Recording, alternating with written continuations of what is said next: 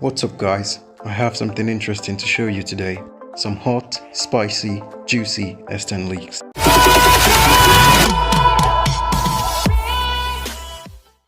We have seen multiple leaks of the upcoming Samsung Galaxy S10 series, and we know quite a lot about it for a phone that hasn't been released. We know there will be three variants. The S10e, which will have a flat Super AMOLED display and a side-mounted fingerprint scanner.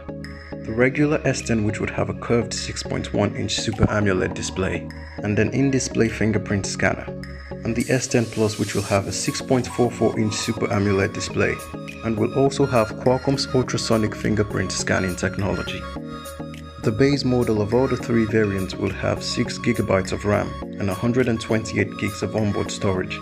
We have seen all sorts of pictures of these devices, but in a recent post by famous leakster Venya Geskin, we see the S10 Plus side by side with the iPhone XS Max. This is the first picture we have seen comparing any of the S10 series to any of the iPhone variants.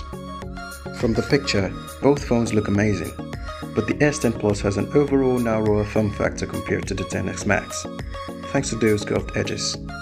Taking a look at the top of the phones, you'd notice that the dual punch-hole camera, despite being noticeable, is less intrusive compared to the XS Max's notch, and at the bottom, the bezels look equally slim. It's amazing how they've been able to shrink the size of the bezels significantly. It's not surprising considering Samsung made the display on the iPhone. I definitely can't wait to see what the S10 series looks like in real life. That being said, please let me know what you think of these leaks in the comment section below. If you enjoyed this video, please hit the like button and share it, and subscribe to my channel to get more videos like this. And don't forget to hit the bell icon to get notified when I release another video.